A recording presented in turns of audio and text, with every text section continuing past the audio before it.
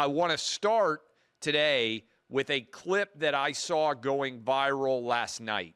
And it is Malcolm Gladwell, who I think, alongside of Michael Lewis, and I think Malcolm Gladwell even more so, I would suggest is the most famous nonfiction writer in America today.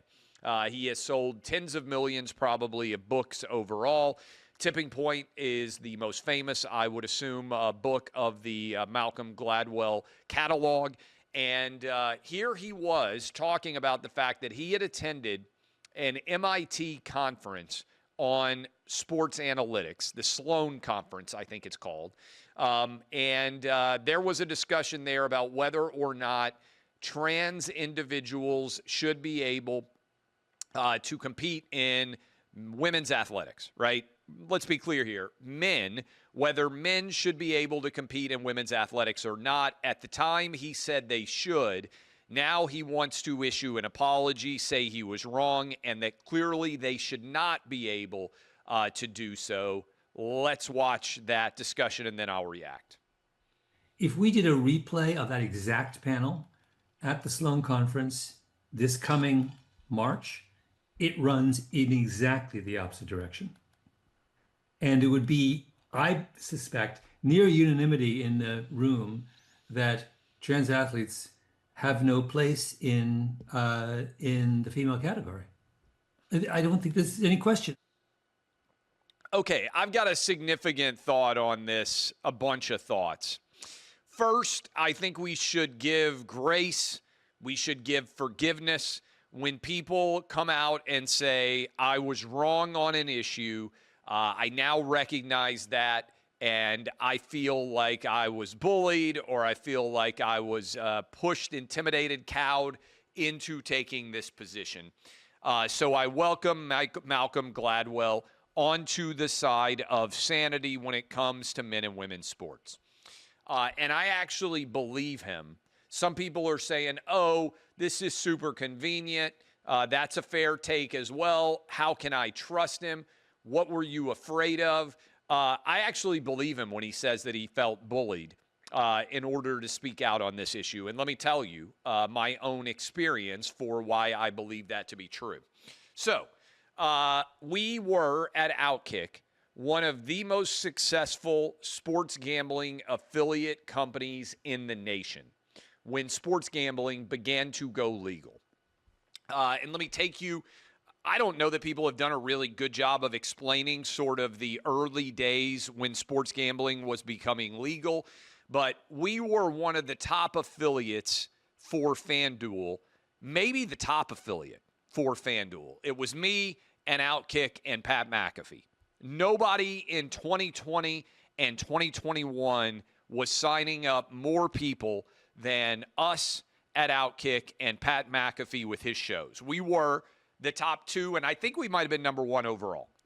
And we got, at OutKick, primarily me, because I own 90% of the company, every single time somebody signed up for FanDuel and created an account and wagered, we got $350 with the code CLAY or with the code OutKick or any of the other codes from the other people that we employed. So every time somebody signed up, we got $350. And we were making millions and millions of dollars a year on sports gambling. In fact, I've told this story before, I may or may not have on this show. Super Bowl between the Tampa Bay Buccaneers 2021 and the Kansas City Chiefs, we made at the company over $2 million that day alone of the Super Bowl. That is, I made more money than anybody playing in the Super Bowl that day, okay? And we were one of the top affiliates for FanDuel.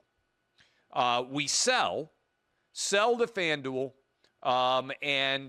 sell to Fox. FanDuel relationship continues. Fox starts getting that money, and then our FanDuel relationship ends. FanDuel, I was not involved in these negotiations, told Fox, and it was conveyed to me, that FanDuel was uncomfortable with how outspoken I was on men in women's sports and being opposed to it. And they said they did not feel comfortable continuing to have a relationship with OutKick and me because of how aggressive we were covering men and women's sports. So we were making at the time $7, $8, $9 million a year from FanDuel, and FanDuel just said, we're not doing this anymore. So when Malcolm Gladwell says there was bullying, there were consequences, I felt cowed, I felt like I was being kept from saying what I really think. If you wonder, how crazy is it that OutKick was and is still, to a large degree, the only outspoken media platform in sports fighting back against men and women's sports, even though the vast majority of sports fans agree with us? It's because there were real consequences. A lot of these marketing agencies are woke on a level that you can't even imagine. And they would look at somebody like me and they would say, he has the wrong public opinions. We're not going to give him or his company money anymore. And even though it would have been smarter for me from a purely business perspective to just shut my mouth and throw away the key on this issue, I can't shut up. I can't. I am unwilling to avoid saying exactly what I think. In fact, the only thing I care about is being able to say exactly what I think. Now, I don't expect that you're always going to agree with me on this show, but the entire reason I founded a company was so nobody could ever tell me for the rest of my career, you can't say that. And in fact, anybody that has ever tried to tell me for my entire career, you can't say that, the first opportunity to never work with them again, I take. And that is because I believe if I'm not telling you exactly what I think, what value am I providing? If you can pay me money to tiptoe up to what I really think, then I can't sit and talk to you and feel like I'm being honest with you. Most people took the money and shut up. There were some people who actively took the money and argued against what they actually believed because the money was so good. I'm here to tell you, OutKick didn't do it because I wouldn't do it. We lost. I cost the company millions and millions of dollars because I wouldn't say men should be able to compete in women's sports, and because I simply wouldn't avoid the topic at all. We have had a lot of people refuse to spend money because I am controversial. And FanDuel was one of them, even though I made FanDuel arguably more money than any affiliate they've ever had in the history of the company. One reason FanDuel is the biggest sports gambling company in America today is because we helped sign up tens of thousands of sports gamblers for FanDuel under our affiliate arrangement. And yet, their marketing agency, to be fair, it may not have gone all the way to the CEO. I don't know how high up it went. I don't know where the directive came from. They said, Clay Travis is too controversial. We're not going to touch him. The reason why I'm telling this story is because Malcolm Gladwell is telling you the truth. There oftentimes is significant financial pressure that is brought to bear by left-wing organizations to try to stop the marketplace of ideas from actually working. If you wonder why so many people had nothing to say on this issue, it's because they took the money and shut up. And now now that the culture has shifted and we have won this battle, suddenly the pressure is not there and everybody is able to come back, and suddenly the Malcolm Gladwells of the world are saying, you know what, I was bullied, this wasn't true. And what this just continues to confirm for me is courage of conviction is rare. Cowardice is dominant. Most people are not brave enough to say exactly what they think because they fear the consequences. I probably have something wrong with me that I don't. I would rather bear the consequences for saying exactly what I think than potentially make way more money and shut up. And that is the truth. So that's the behind the scenes story. If a sports gambling company is concerned about saying men shouldn't compete in women's athletics, imagine what soft drink companies were saying, or fast food companies were saying, or all of these huge corporations were saying. I'm here to tell you the wokest industry in America is advertising. They will buy the furthest left-wing ad on the planet. They won't buy ads in about 60% of American programming. And so I do think this is significant because the culture tries to control what you can say, and Malcolm Gladwell isn't wrong. There would have been professional consequences for him. He would have made less money, i.e., he would have made less money, if he had spoken out and said men shouldn't be able to compete in women's sports. So I welcome him to the correct side, but I also think that you all out there should understand and have a behind-the-scenes look at why the sports media industry was so broken on this issue. Why did ESPN make a public service announcement calling Leah Thomas a women's sports hero? Because it made advertisers happy. They spent more money with ESPN if they lied to you. And I would just say, as a consumer, I think you should know these things. That speaking the truth, and it is an objective biological truth that men are bigger, stronger, faster than women, it actually cost me money. People are like, oh, you're a grifter. I could have made way more money by being super left wing. This show would be sponsored by McDonald's and Coke and Buffalo Wild Wings. And there would be so many ads in this show that you would barely be able to make it through the programming. They all would have thrown money at me. I'd have been driving a Mercedes, drinking a Bud Light while I ate a huge bucket of fried chicken with Subway on my in the back seat.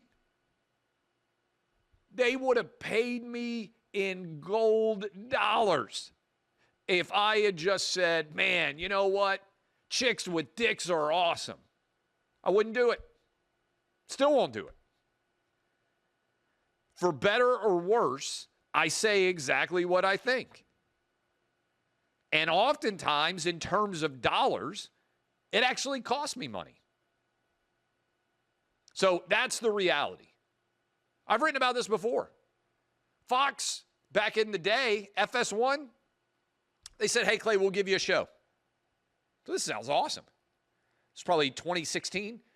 They said, but you can never mention politics again. I said, why? They said, well, you're a Southern white guy.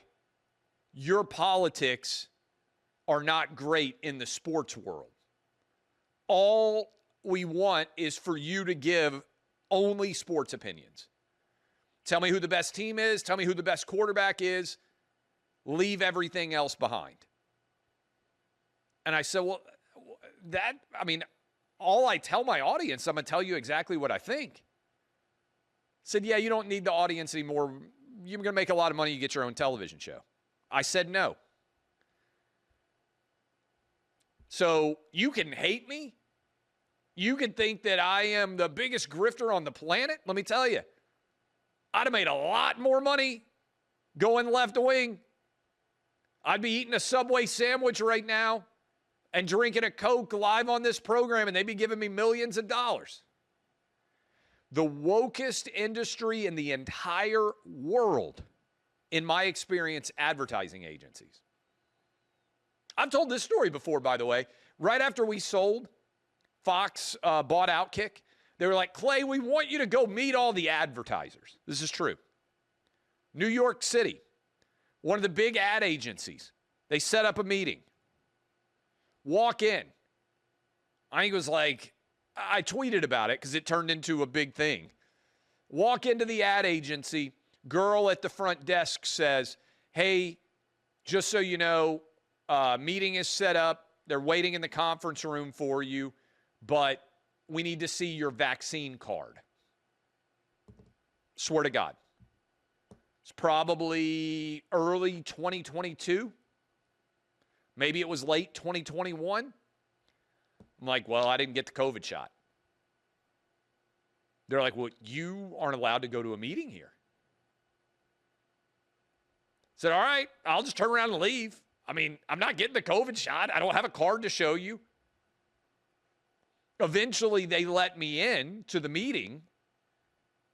Advertising agency to go to a meeting required that me show an up-to-date COVID shot for them in New York City. Honestly, I really want to start my own advertising agency, and all I do is buy ads at companies that aren't run by pussies. Because most companies are run by pussies, and all advertising agencies are, frankly, run by pussies. So there's the reality. That is what tying in with Malcolm Gladwell.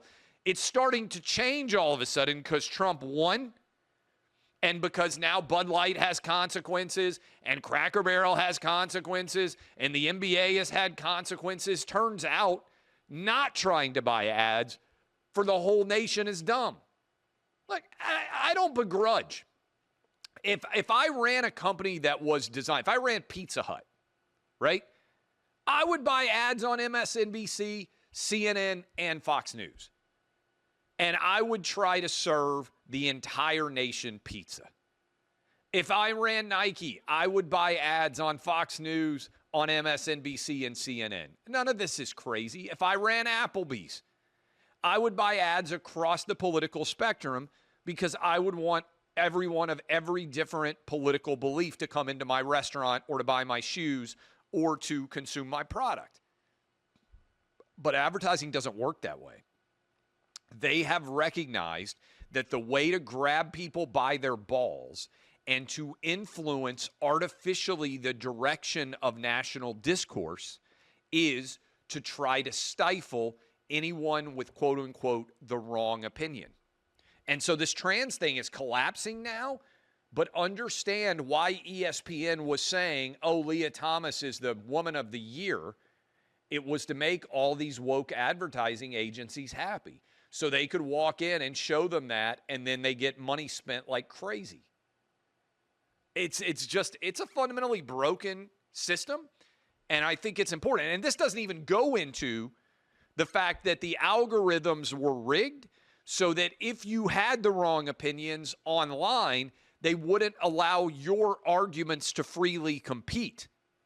All of a sudden, my stuff is going mega viral on Instagram. We had on TikTok, one of my takes had 3 million views the other day. My takes haven't changed. I haven't done something different than over the last 12 years or whatever of doing OutKick. Suddenly, we're just allowed to compete in an open marketplace. And all of a sudden, my opinions are everywhere. My kids came to me the other day. They're like, Dad, every time I open Instagram, your OutKick stuff is everywhere. And you go look at the numbers, and that's reflected. Well, Instagram used to, this is true, they used to have a page pop up. If you tried to follow OutKick or me on Instagram, it would say, this page can't be trusted because they have questioned the efficacy of the COVID shot. COVID vaccine, they called it. This was real. Like, people would screenshot it to me all the time. They would say, hey, you know, when I tried to go subscribe to you on Instagram, a screen popped up and said, oh, he's questioned the efficacy of the COVID vaccine. Now the CDC doesn't even recommend it for young kids. I'm telling you, man, some of y'all don't even have a clue how deep the matrix goes. This is why I got red pilled, because I could see it. It was like I was Neo, able to look in the way the coding is moving. We did not, and still don't, but it's better now than it was.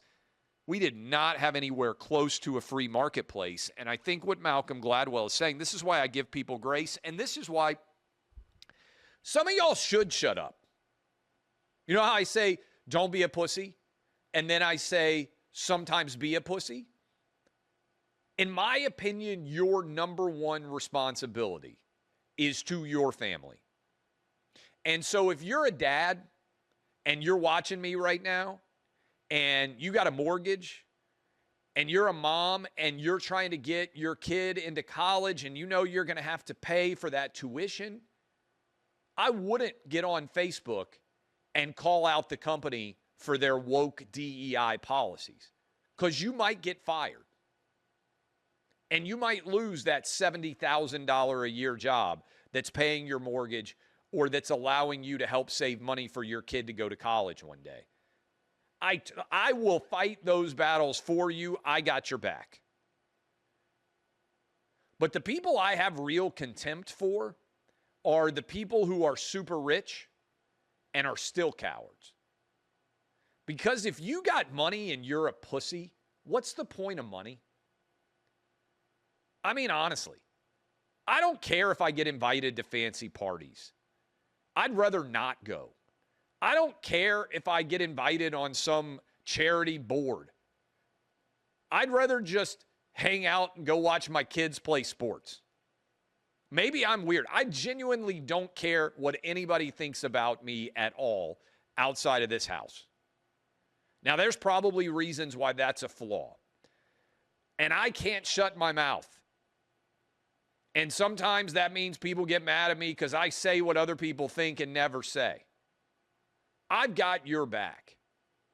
But what about you pussies with tons of money who agree with everything that I say but aren't willing to ever say it yourself or put your money down and actually impact the direction of the country? I got a lot of contempt for y'all.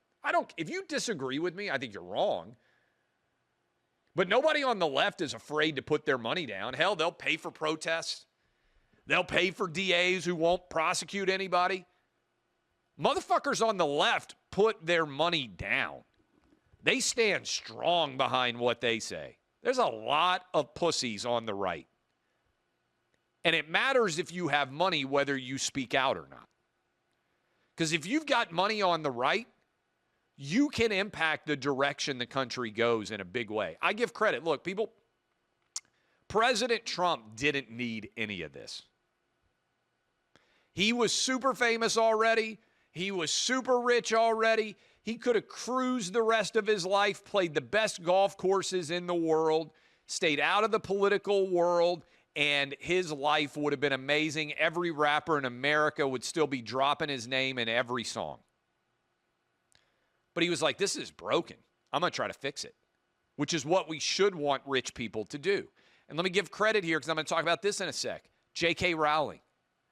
If you told me right now who is the bravest member of the British nation, I think I would say J.K. Rowling.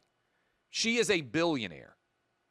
She wrote the best, in my opinion, children's books of all time, the Harry Potter series. They made them into hugely successful movies. They turned Universal Studios into a Harry Potter kingdom. She could have stayed completely out of politics and just continued to print money and become even more fabulously wealthy, and everybody would be talking about how she's one of the greatest humans to ever live. Instead, she saw this gender BS, and she refused to allow it to be something that she was not going to speak out on. Now, they don't have the same political opinions on everything, but those are the people I look up to who actually have money. Because if you have money and you aren't willing to say, fuck you every now and then, what's the point of the money? You're just a rich coward. And there isn't much difference between cowards ultimately. So, my thing on it in general is if you've got money, you should have stood up and spoken out about what you knew was wrong a long time ago. But I will give you grace for people like Malcolm Gladwell who now come out publicly and say, yeah, this is wrong.